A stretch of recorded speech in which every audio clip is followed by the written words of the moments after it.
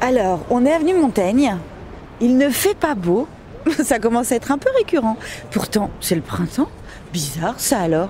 Mais la femme qu'on va rencontrer, elle, en revanche, le beau, c'est son truc. Voire même, c'est son mantra, c'est sa vie, sa passion. Elle est l'élégance parisienne incarnée et on a la chance d'aller la rencontrer.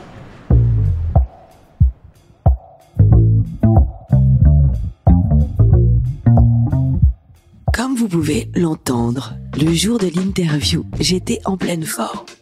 Mais aujourd'hui, alors que je dois vous présenter ce nouvel épisode, eh bien je suis malade. Donc pardonnez-moi pour cette voix un peu enrouée. À l'époque où je travaillais comme journaliste dans la beauté, elle était déjà incontournable dans le milieu. Je me souviens, elle travaillait pour la marque Prada. Aujourd'hui, elle occupe le poste hautement stratégique des relations publiques chez Dior. Elle est en charge des célébrités pour le monde.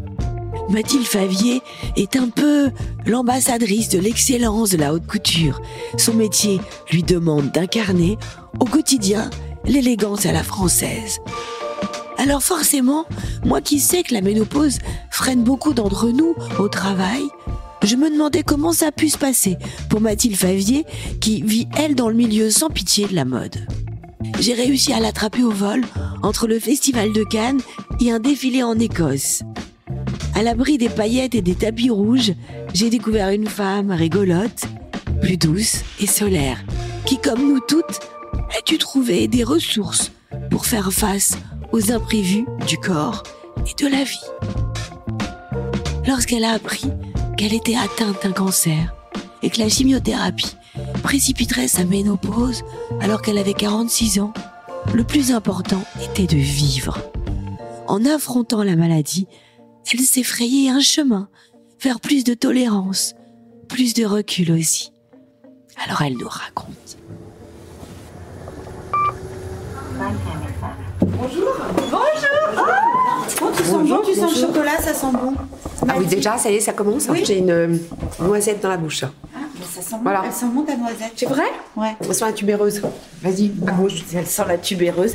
Alors, à gauche là. Toi, tu manges des noisettes qui sentent la tubéreuse. Il y a un Non, mais ça neuromélange, n'existe c'est-à-dire qu'il y a pas, une bougie tu vois. qui sent la tubéreuse qui est mélangée à la noisette du chocolat au lait qui est mangée par la... Oui, on a Par la compris. tubéreuse. Bref, c'est complètement dingue.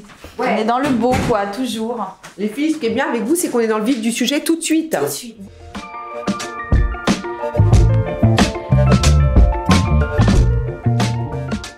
Mathilde, alors on se connaît depuis longtemps. On va Oui. quand même se vous voyez parce que moi ça me dérange de tutoyer les gens comme ça quand on fait les podcasts. D'accord. Je l'avoue. Alors, J'ai faisons besoin- comme si nous vous voyions. Oui, mais j'ai besoin d'avoir cette distance. Mais c'est joli en plus de Et- vous voyez. Ouais. Puis je trouve ça plus sain. Je sais pas. D'accord. Déjà, premièrement. Deuxièmement, Mathilde, j'aimerais bien que vous nous expliquiez ce que vous faites dans la vie, exactement. Oui. C'est un tel mystère. Moi, je fais en sorte, j'ai un titre, je dis toujours que ces titres ne veulent rien dire. Je suis directrice des relations publiques de Dior, en charge des célébrités pour le monde, ça s'arrête plus. En fait, je m'occupe des actrices. Genre, en gros, vous habillez que les stars dans le monde entier.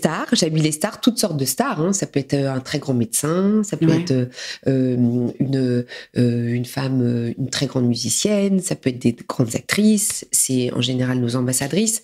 Mais surtout, j'ai l'impression, et de plus en plus, j'ai l'impression, Dior, c'est une maison. C'est une maison de couture. Il y en a plus beaucoup des maisons de couture. Quand je dis maison de couture, c'est des maisons dans lesquelles il y a de la haute couture. Antoinette est une robe à danser en taffetas imprimé sur chaîne, gris et vert, à la jupe drapée retenue par un nœud à la hanche. Un corsage largement décolleté la complète. Sous un manteau d'organza gris noué au col, voici Argentine, robe du soir courte, de tulle gris brodée en feston de paillettes or et argent. Je pense que je fais du lien un peu dans les relations humaines, un peu de diplomatie, un peu de choses comme ça qui sont importantes dans les maisons. Je pense qu'on peut pas tout régler par mail. Je pense qu'on a besoin de parler, je pense qu'on a besoin de se connaître. Il y a des gens qui vous touchent plus que d'autres, et c'est comme ça qu'on fait avancer les choses. C'est en se rencontrant.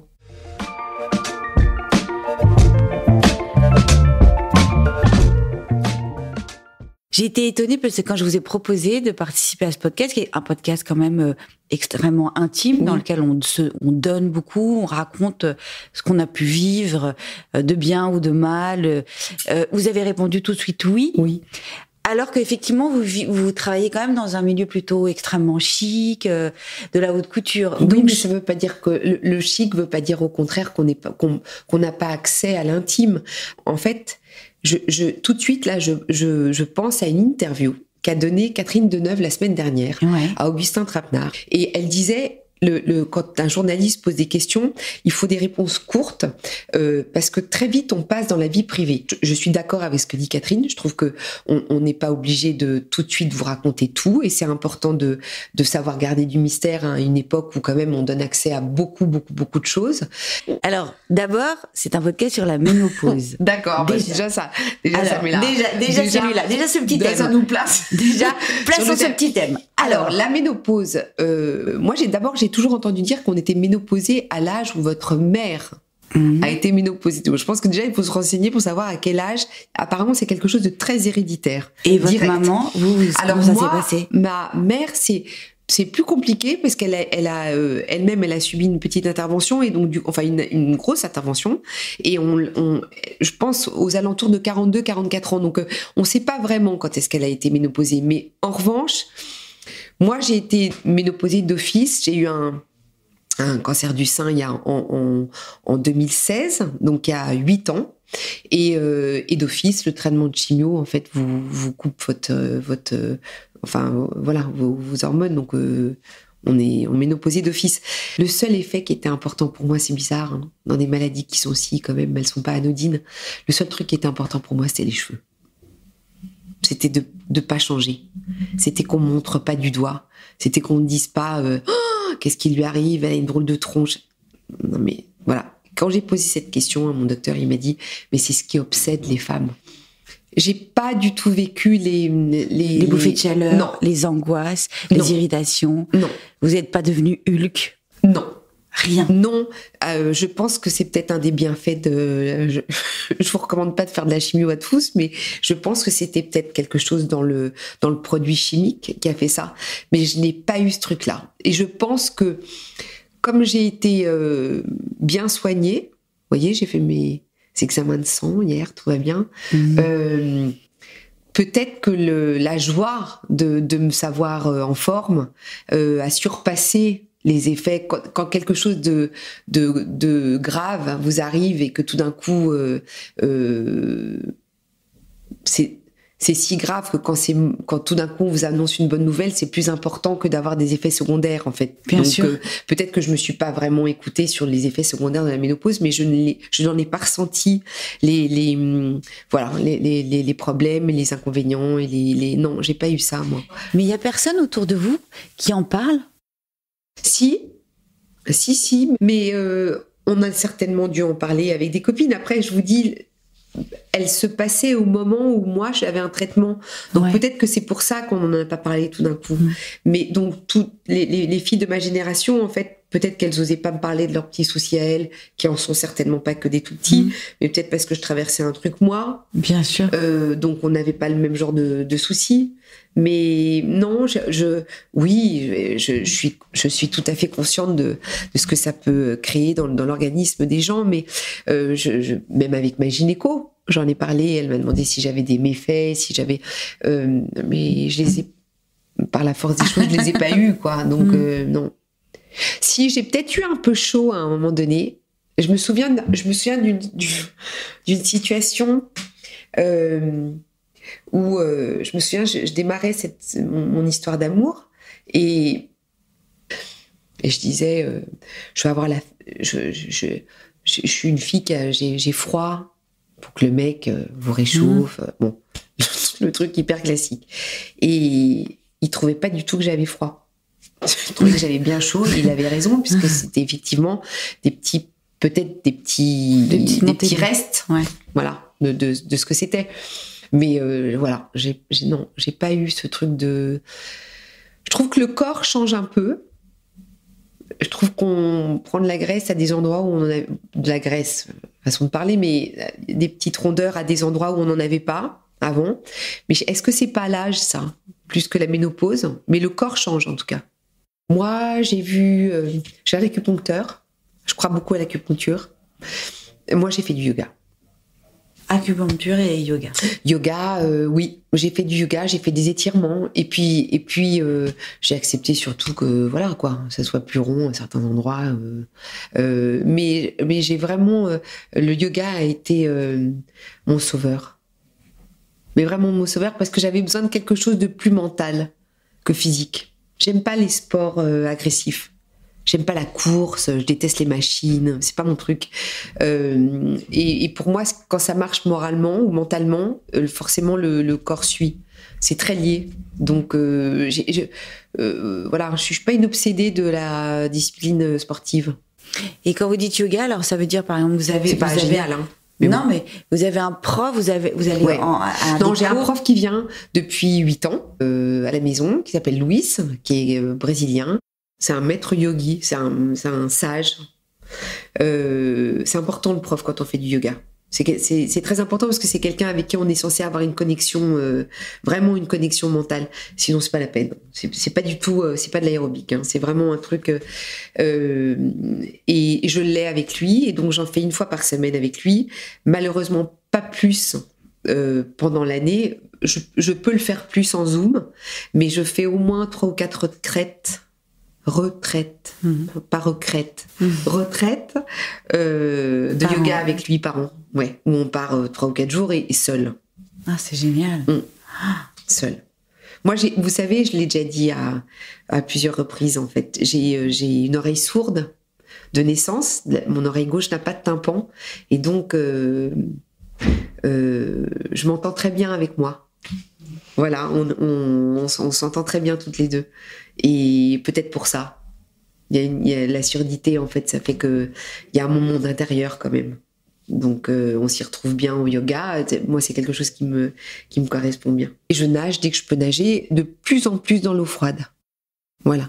Alors oui, vous aussi, vous faites partie de ces gens qui vont dans l'eau froide. Mais par la force des choses, en fait, parce que je vais à la campagne près de la Manche.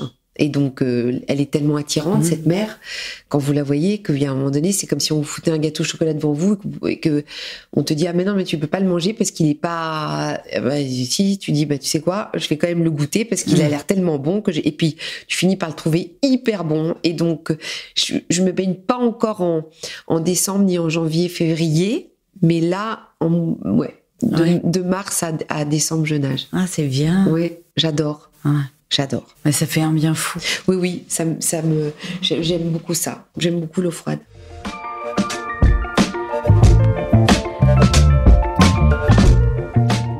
Vous avez eu cette sensation de devoir vous réinventer après le cancer ? D'abord, ce que j'ai découvert, c'est que j'étais aimée. Et ça, c'était super. Vraiment que j'étais aimée. J'ai reçu des témoignages vraiment merveilleux, extrêmement touchants, des gens. Voilà, j'ai eu l'impression, ou plus que l'impression, que je comptais, quoi, que ma présence était bénéfique, qu'ils en redemandaient, quoi. Et donc ça fait toujours du bien. Et puis je pense que c'est la maladie qu'on a tous, de vouloir être aimé. Voilà. Donc j'ai découvert ça, et donc j'ai voulu être peut-être encore plus indulgente, parce qu'on est dans des métiers dans lesquels on juge. Je jugeais, voilà, je jugeais connement, gratuitement, assez rapidement. Je tirais des traits, en fait, sur des situations. C'était débile. Je pense que j'ai bien grandi, quoi. Je pense que je fais partie d'un milieu où on est très sévère. Quand vous dites je fais partie d'un milieu, c'est le milieu de la mode. Bah oui. Ouais. C'est très cruel, hein. C'est très basé sur le physique. En tout cas, quand j'ai grandi, c'était très cruel. On vous regarde, on vous dit que vous êtes trop gros. On nous disait. Moi, c'est quelque chose que j'ai entendu jeune, hein, que j'ai vraiment entendu, qui a d'ailleurs certainement joué sur moi. Certainement, dans une espèce d'obsession d'être mince et de... C'est ce qui a donné cette rigueur ? Peut-être, Peut-être. En tout cas, je suis devenue beaucoup plus indulgente. En fait, oui, je pense que je suis pas devenue une sainte, hein, du tout. Hein. Ce serait très chiant. Mais bien sûr que j'ai un jugement. J'aime et j'aime pas. Donc rien que de dire ça, c'est qu'il y a un jugement. Mais en revanche, je trouve qu'il faut pas juger trop vite, en tout cas sur l'espèce humaine. Voilà. Il faut pas accepter certaines choses. Faut pas s'entourer de gens qui sont d'une toxicité extrême, volontaire. Mais en revanche, il faut quand même aller regarder ce qui s'est passé dans la vie des gens avant de parler. Parce que là, on fait 3 pas en arrière quand même.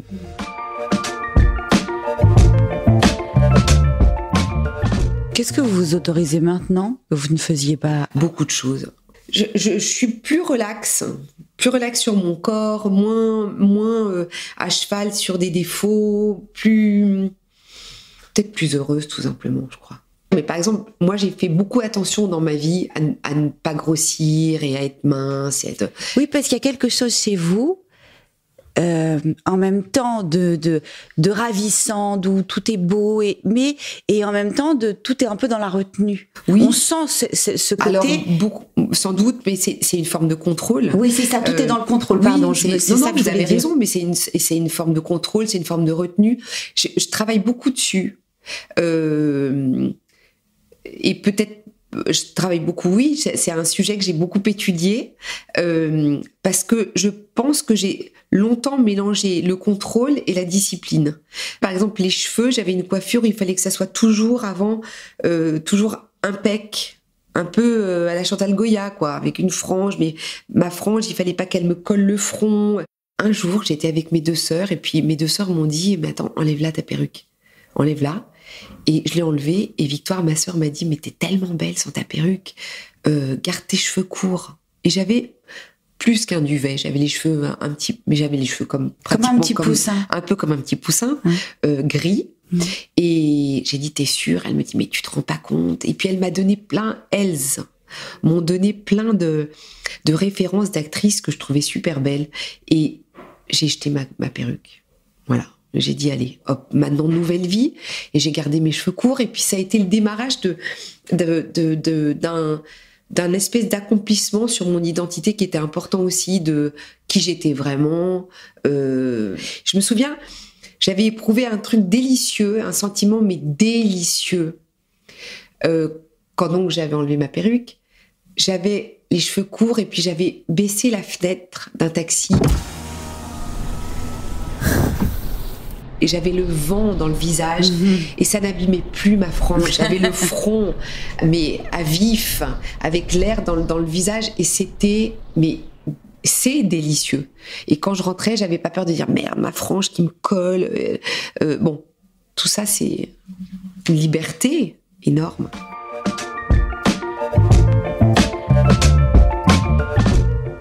Quand vous faites mon métier, qui est un métier où on doit être quand même assez disponible et assez arrangeante, hein. Il faut être concentré et il faut être à 100% soi-même pour le faire. En tout cas, il faut se donner les facultés, le plus de facultés pour pouvoir le faire bien. Si je picole, que j'ai dormi 3 heures, que je m'entoure de gens qui m'intoxiquent, que je bouffe mal, pas peu ou beaucoup mal, donc de la bouffe qui me font dormir, parce que c'est ça le truc aussi, c'est-à-dire qu'un jambon beurre, moi je trouve que c'est le truc le jambon beurre, cornichon, baguette croustillante au zinc d'un bar, c'est le truc pour moi le plus exquis du monde. Mais bonne nuit après, quoi. C'est-à-dire que c'est pas bon. Donc c'est ça la discipline pour moi. Pourquoi je fais du yoga? J'ai fini par aimer le yoga, mais le yoga il est venu à moi parce qu'il fallait que j'ai du recul sur toutes ces épreuves-là aussi, parce qu'il n'y a pas eu que le cancer, il y a eu un divorce, il y a eu... Mais j'ai perdu surtout ma meilleure amie quand j'avais 20 ans, enfin j'ai connu la mort jeune. Tous ces trucs-là, c'est plutôt une histoire de discipline. Je pense que c'est un sujet qui n'est pas uniquement féminin, c'est un sujet qui est aussi l'andropause, c'est pas non plus anodin, hein, ça ne touche pas que les femmes, ces trucs-là. Je pense que y a un passage qui à mon avis, opère entre 45 ans et 50, peut-être une cinquantaine d'années, où effectivement, on passe à autre chose. Voilà, la vie, elle est différente. On sent quand même physiologiquement, on est différent.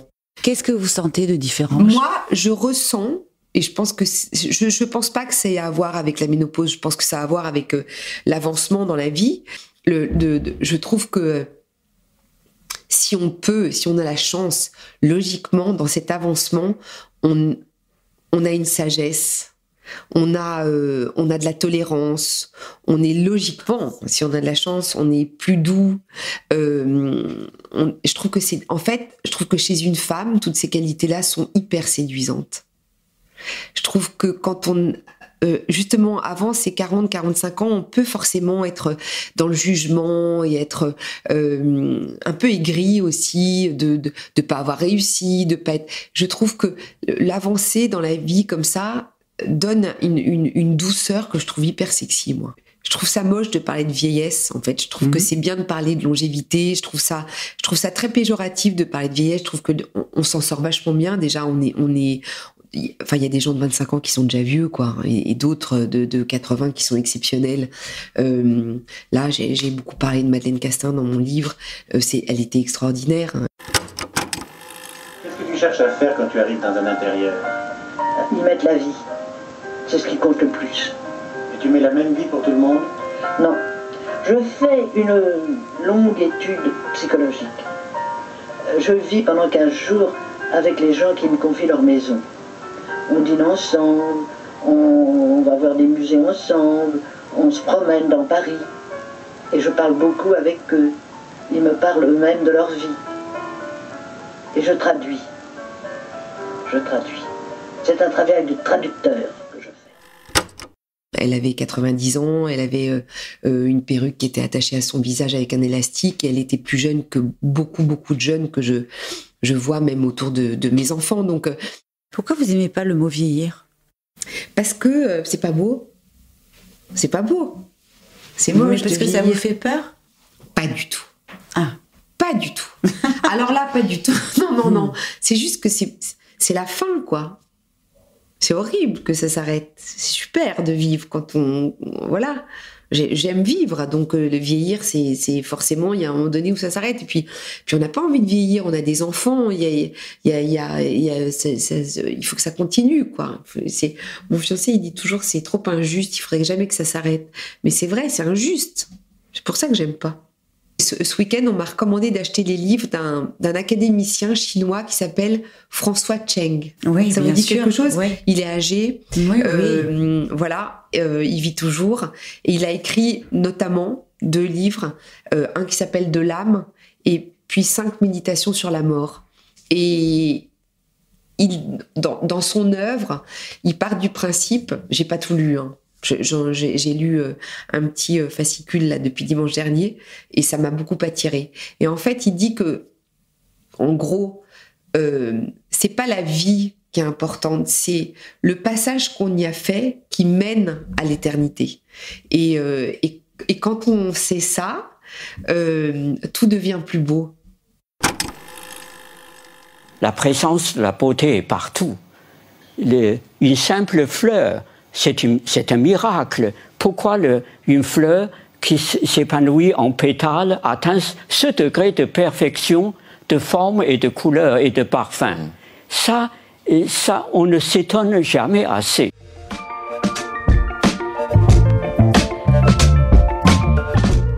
Donc on a un petit jeu. Et j'ose ou j'ose pas. Est-ce que vous osez sortir sans maquillage? Oui. Oui. Dire votre âge? Oui, 54 ans. Je suis née le 26 septembre 69.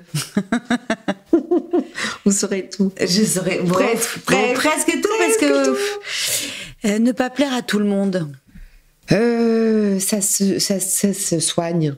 Ça se soigne. Je suis totalement consciente que je ne plais pas à tout le monde. Et là, maintenant, sincèrement, j'en suis arrivée à un stade où ça me préoccupe plus du tout. Mais avant, c'était difficile. Oui, bien sûr. Bien sûr. Absolument. Mais genre, pourquoi? Parce que ça c'est pas agréable, quoi. C'est pas agréable quand on t'aime pas.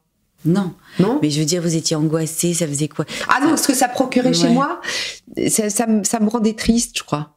Non, mais ça fait partie d'une détente et d'une liberté. Mais la liberté, je l'ai vraiment à peu près toujours eue. J'ai fait toujours... Enfin, je me suis donné les moyens de faire ce que je voulais. Voilà, je pense que j'y suis arrivée. Mais une détente, c'est plus maintenant, là. Est-ce que vous osez dire non? Oui, mais depuis longtemps, j'ai osé dire non. Ça, c'est bien. Hein. Ça fait longtemps que je dis non. Oui. Et demander un câlin quand vous en avez besoin? Non, je ne demande pas de câlin. C'est pas votre truc? Non.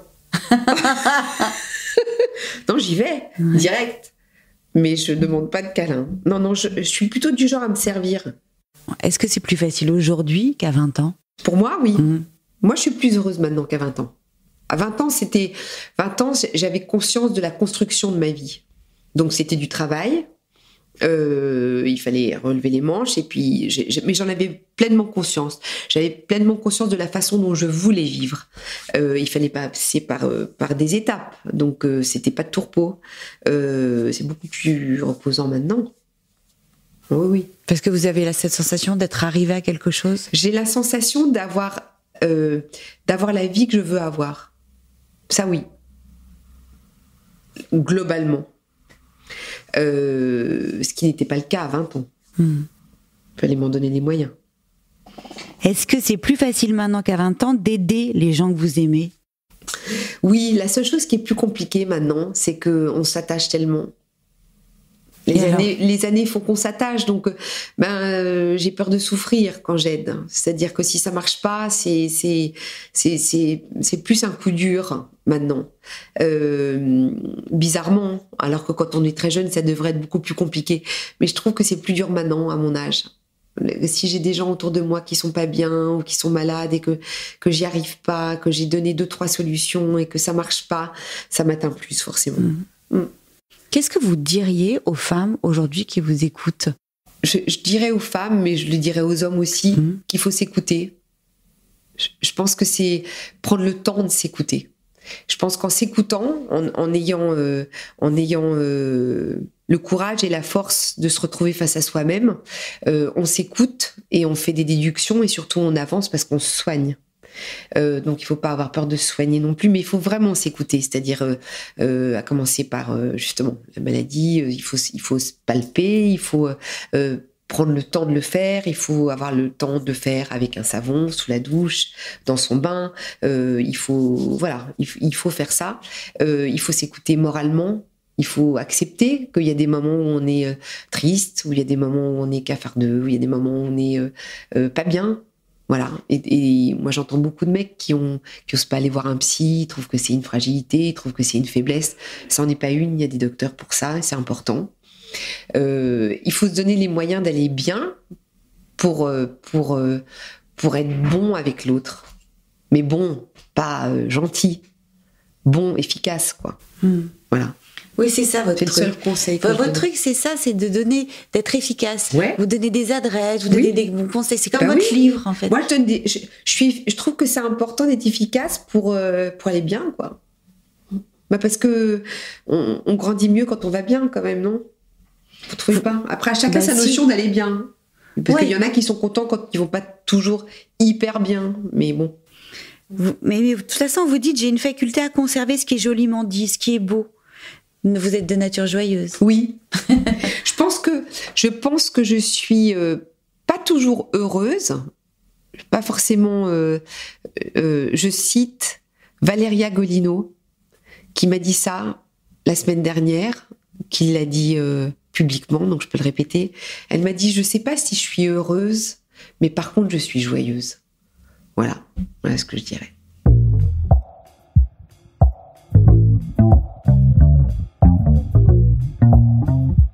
En écoutant Mathilde, je suis touchée par la capacité qu'elle a eue à sortir de ses carcans, à gagner en indulgence avec les autres et avec elle-même. Et si finalement, le véritable luxe était de pouvoir prendre du temps. Tous les ans, Mathilde de Favier part s'échapper pour quelques jours de retraite de yoga, à l'abri du monde. Ça m'a donné l'idée et l'envie d'aller consulter mon cher et tendre Christophe André pour discuter avec lui d'une autre méthode, afin de prendre du temps pour soi, de trouver du recul et de l'apaisement. La méditation. En quoi la méditation de pleine conscience peut-elle nous aider en période de ménopause ?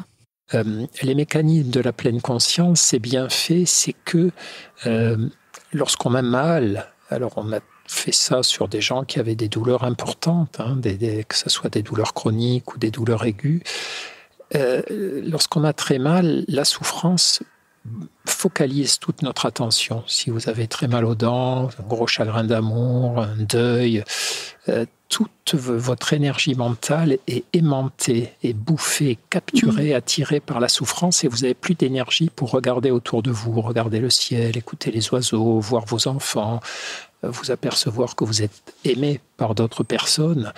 C'est ça le problème de la souffrance. Et justement, on n'arrive pas à tourner son esprit ailleurs que vers l'objet de notre souffrance ou vers la partie du corps qui nous fait souffrir. Et ce en quoi la méditation nous aide, c'est qu'elle est un entraînement,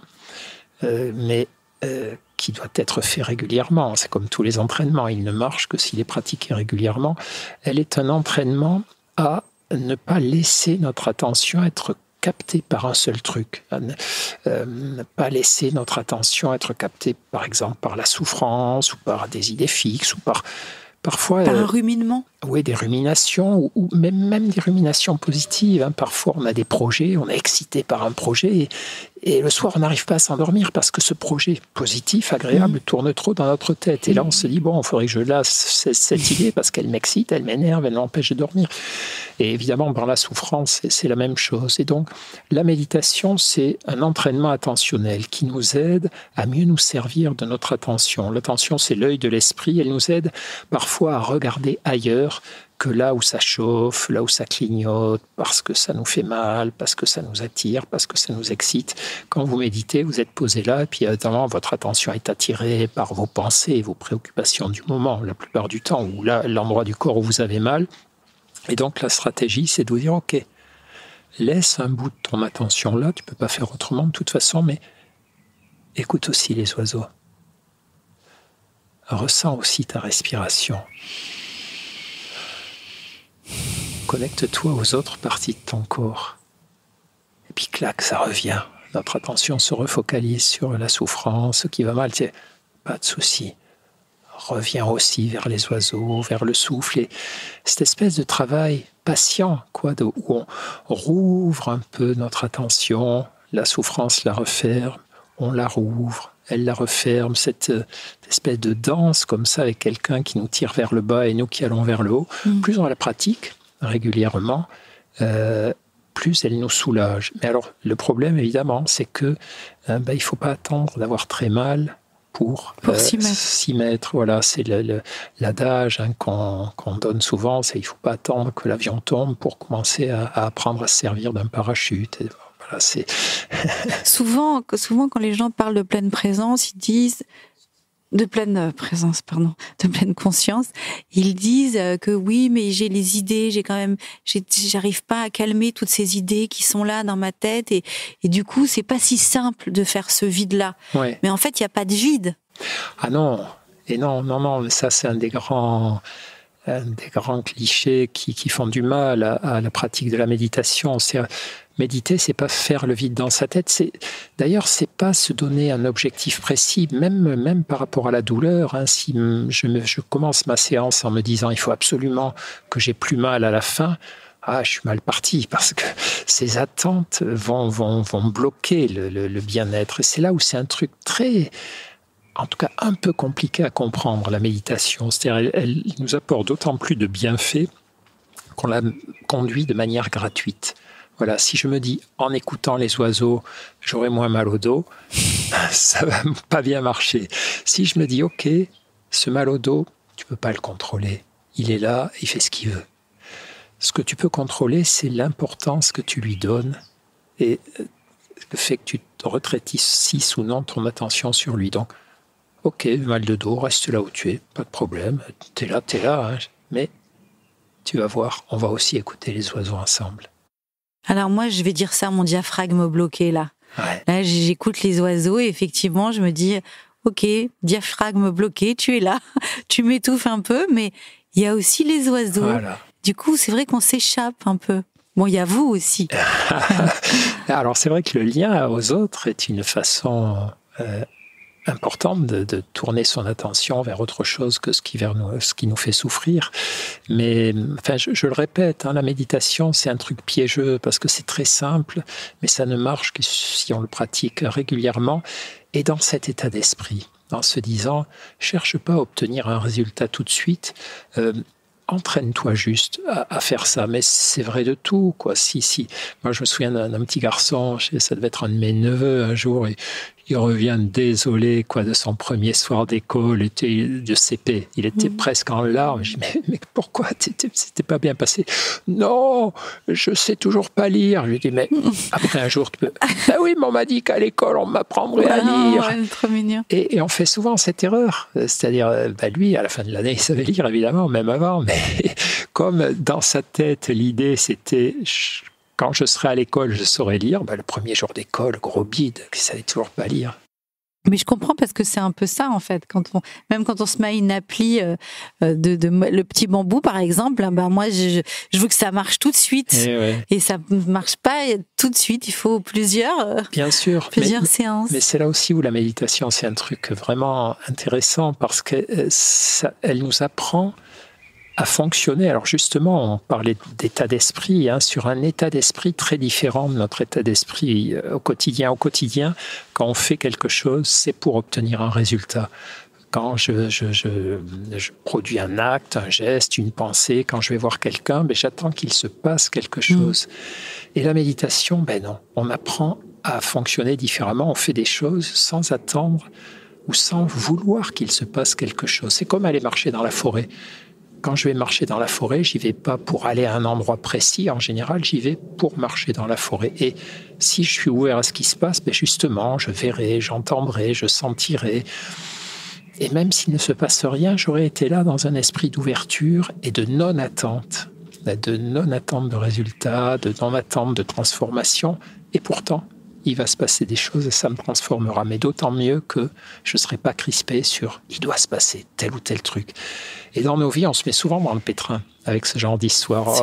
On a absolument envie que quelque chose arrive au lieu de se dire « fais ce que tu as à faire et puis tu vas voir ». Une fois de plus, c'est piégeux. Ça, c'est une pratique simple mais qui nécessite beaucoup de pratique, d'entraînement, de répétition. Alors, la clé, effectivement, c'est de ne rien attendre et de juste voir ce qui va se passer. Donc, c'est déjà un premier truc très difficile pour nous, occidentaux du XXIe siècle, ne rien attendre et juste compter sur ce qui va advenir, ce qui va nous tomber du ciel. Alors ça, on ne sait plus du tout faire. L'autre chose que moi, j'ai envie de dire sur la méditation, c'est que c'est pas si facile parce que d'une part, il y a des gens pour qui elle ne convient pas. Il y a des gens qui sont tellement accros à l'action, tellement qui ont un cerveau en mouvement tellement incessant que pour eux, il y a des techniques plus adaptées, des techniques comme le yoga, le tai chi, où ils vont pouvoir poser leur attention sur un mouvement, une posture. Et là, ça leur simplifie la vie. Alors après, ils peuvent évoluer ou non vers la méditation, mais voilà, ce que je veux dire, c'est que la méditation, c'est sympa, mais on n'est pas obligé. C'est comme le vélo. On peut avoir une belle vie sans jamais être monté sur un vélo ou sans avoir le permis de conduire. Donc voilà, la méditation, c'est sympa parce que c'est simple, c'est écolo, ça ouvre plein de portes, mais il y a d'autres manières de se faire du bien et de modifier sa manière d'être qu'avec ça. Donc voilà, yoga, tai chi, des trucs comme ça. Et puis, c'est vrai qu'on a des modes de vie anti-méditation, des modes de vie où on est toujours avec une occupation. Et où on a perdu l'habitude, en arrivant à une terrasse de café, attendre une copine, de se dire « pose-toi, et ne fais rien, tiens. Ne fais rien. Regarde passer les gens, respire, vois si tu es bien assis, lève la tête, regarde le ciel. Ah, t'as vraiment envie de regarder ton téléphone, mais non, continue de ne rien faire. Essaie de goûter ces moments de vie différemment. Parce que c'est ça aussi un peu l'esprit de la méditation, c'est se sortir de cet enchaînement incessant d'action, de distraction. Allez, je me regarde une série, je regarde mes messages SMS, puis action de nouveau, je vais remettre au boulot, je vais chercher mes enfants à l'école, je vais à tel rendez-vous. Un peu de distraction dans le métro, je fais un petit, je sais pas, les jeux, là, avant les gens faisaient Candy Crush, ça doit plus être ça à la mode. Enfin, et c'est quand que notre cerveau respire? C'est quand qu'on s'arrête juste pour se dire, voilà, respire. Comment ça va dans ton corps? Comment ça va dans ta tête? Regarde les gens autour de toi. Bon, c'est ça le truc.